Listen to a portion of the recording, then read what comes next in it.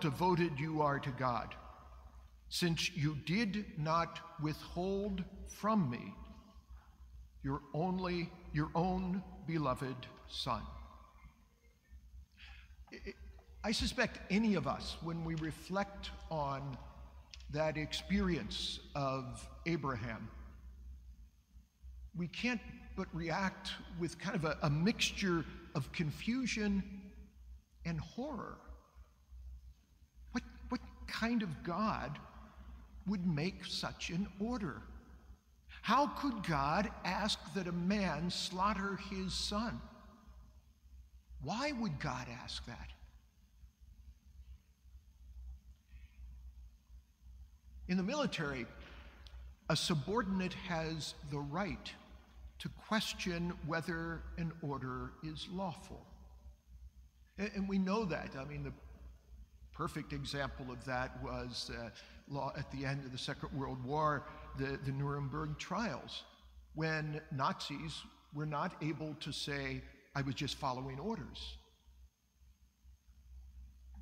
So Abraham had complete trust in God and did not question, despite not understanding. And not only not understanding, but the fact is that offering his son was a contradiction to the very promise that God had made to Abraham, that he would be the father of many nations, and that son was the only way that God was going to accomplish his promise. And in addition to not understanding and having it be contradictory, despite the cost, it was about faith and trust that go beyond what we can give any human person.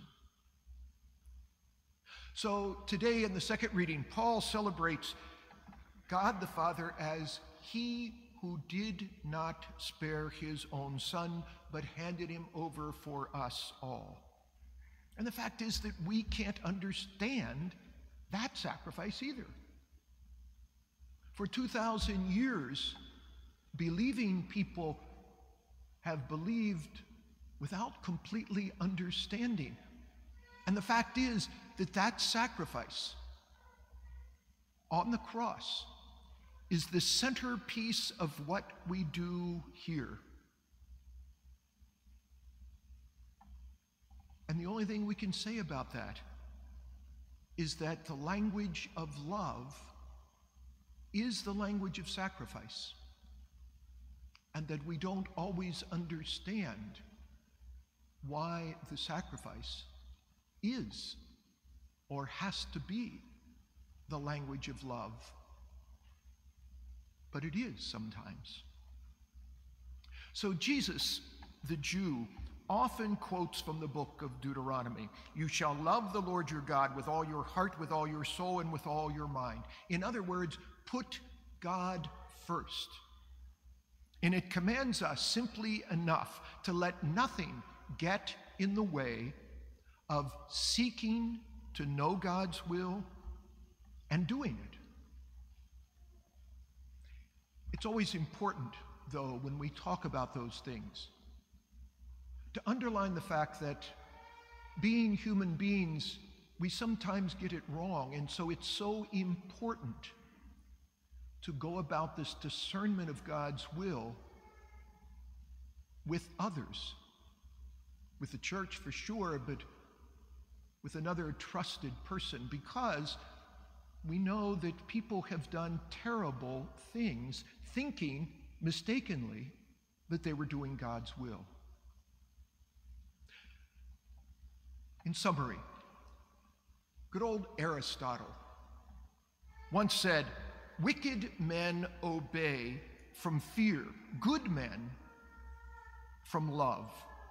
So faith is about loving and trusting the one whom we cannot see. And Abraham, the man of faith, also obeyed out of love and trust.